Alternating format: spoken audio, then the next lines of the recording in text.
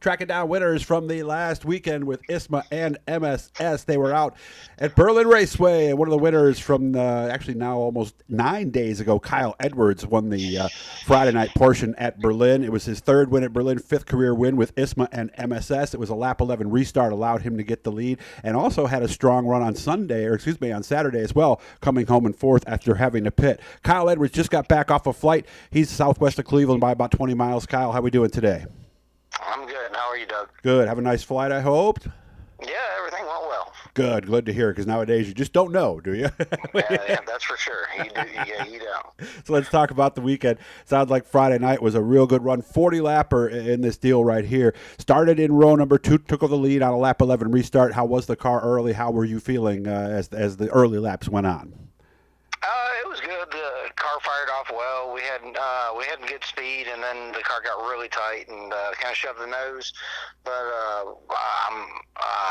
yeah, I mean, no complaints. We were able to get the win, and that's really all that matters. So yeah, I was happy with the Friday night finish. Tell me about the restart on lap 11. The press release said that Rich Reed, who was the leader up till that point, might have chosen the wrong lane. Is that kind of how you saw it?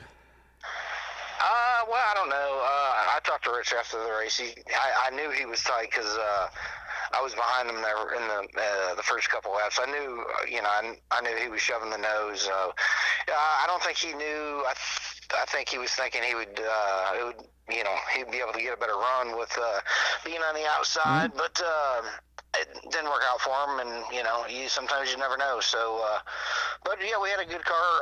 Like I said, it was a little snug there at the end, and thank God we were out front. We had some clean air on our nose, so it all worked out for us. Well, that is what you do when you have a tight race car on a restart. You don't want to try to hug the bottom because you won't be able to, right? Right, exactly.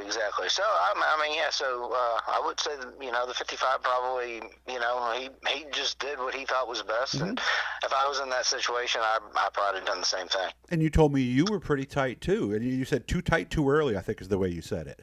Yeah, we were. It just. Yeah, I think for whatever reason, I think the track got rubbered in when we unloaded it. When we unloaded, I think we were extremely loose, and then we ran some. I think the track just took some rubber in it. It just hooked everybody up. So we were way too tight there at the end, but just I think good enough to stay out front, and luckily we're able to get there first. One of the pictures that Jim Feeney has, and by the way, guys, go to ismasupers.com. Great pictures, great articles, and of course that's where you're probably getting a link to this right here. I saw one picture where Josh Sokolic was like maybe a car length too back. Did you hear him? Did you have a feeling? How hard were you driving when you were up front there? Well, I knew he was shoving the nose, so I wasn't going to overdrive it until I seen somebody show me a wheel, and then I would have probably pressed the issue. But I figured that somebody was back there just because it was tight. So I wasn't surprised. I wouldn't have been surprised if somebody showed me a wheel, but. Well, yeah, like I said, the car was not terrible, but it was just too snug. So. I would have been surprised if somebody would have been able to drive up beside me and show me a wheel. Fortunate that was 40 laps instead of the longer distance race like on Saturday. Yeah, I think we would have been in real trouble. I think we would have been in real trouble if it was 75 lap race. But all in all, it all worked out for us, and we learned a little bit for Saturday. Just had some unfortunate things happen early and in the Saturday show, and we just missed out on the podium spot there. Fourth place on Saturday, but you told me you and Mike McVetta had contacted. It cost you a tire. Yeah, it was early, and we barely rubbed, and I don't know what happened, but it cut the right front tire down, and it bent the A-arm, bent the wheel. Really? The tire went flat, so it was kind of odd because we barely hit, so I don't know exactly what happened, but so yeah, when we pitted, we didn't have anything to put on there except the Friday night tire, which it already had 50 plus laps on it, so that didn't help our cause either.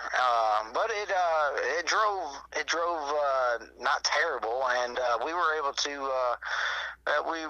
to to salvage a decent night out of it. So it all worked out. I'm surprised on one thing because you told me you were pushing so much on Friday. I would think the right front would be the tire that would see the extra wear from that. Was that the way it worked out?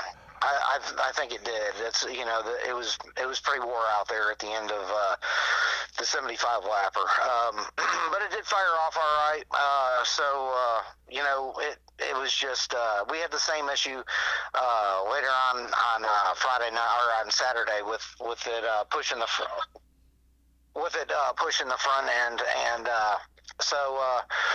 like I said, it didn't help our cause, but we were able to at least salvage a decent run. Unfortunately, we couldn't get back to the podium or better, but I'm always like going up to Berlin and enjoy their hospitality. They treat us well up there, and I don't have any complaints. Yeah. What do you think could have happened had you not had to pit for that tire? Could you have won? I don't know. I think the 22 car had everybody covered on Saturday night, and the 05 was pretty good. But I think we had a podium car had we had we not cut that right front down. But you never know. It's just racing, So just happy to get fourth and roll in the trailer at the end of the night. There was quite a bit of carnage up there, and I'm glad we weren't part of it. So yeah, we talked to Mo last week. If you didn't catch that one, he was part of the carnage there on the Friday night. Didn't even get a lap officially in any of the races. So the other thing I was thinking about as we were talking about this was now we're going to a historic track this weekend, the High Miler, Sandusky. How important is that from the history standpoint? Because I mean, when I first started hanging out with all you guys and talking about it, everybody talked about the High Miler. It is something to be back there this weekend, isn't it? Yeah, it is. It's important to me because when I grew up, I grew up watching Dave Shulett Senior, just run around the outside and kick everybody's butt up there. So, it is a historic place. It's a historic race. It's lost some luster over the years, but it's still special to me. So, don't know how many more years we're going to get to do it, but I'm glad to do it this weekend. And don't know if it's going to be the last one or not, but hopefully not. And we're going to just give it hell and try to win it. What's it known for? Some tracks are known for eating tires. Some are easy on tires. What are the characteristics for this weekend at Sandusky? Well, Sandusky, typically you just really got to get your car to rotate in the center and get a good drive off because the corners are so tight. So that's what we'll be working on, and just trying to get the thing to rotate and have a really good drive off. If you can get off the corner, you can run down the straightaway, and usually your corner entry is it is what it is when you get your balance right with the wing. So we'll be working on a race car from the center out.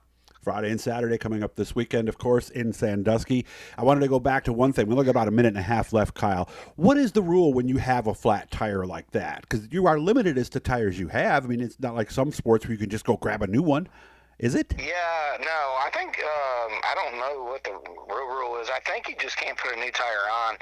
I think it has to be a used tire, or if you put a new tire on. I don't really know. I just, no, we didn't have anything better than, what we had to replace the right front up there. Or it might have to be just a scuff tire or something. I don't know. But, we didn't have any newer spares than what we had there. Took off for the Friday night show, so we were kind of stuck with what we had, and like I said, it all kind of worked out. Yeah. We had a good, solid run.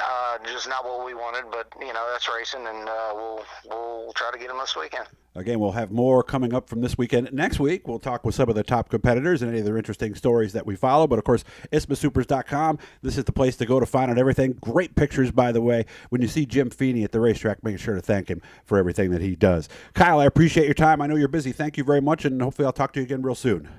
Sounds good, Jim.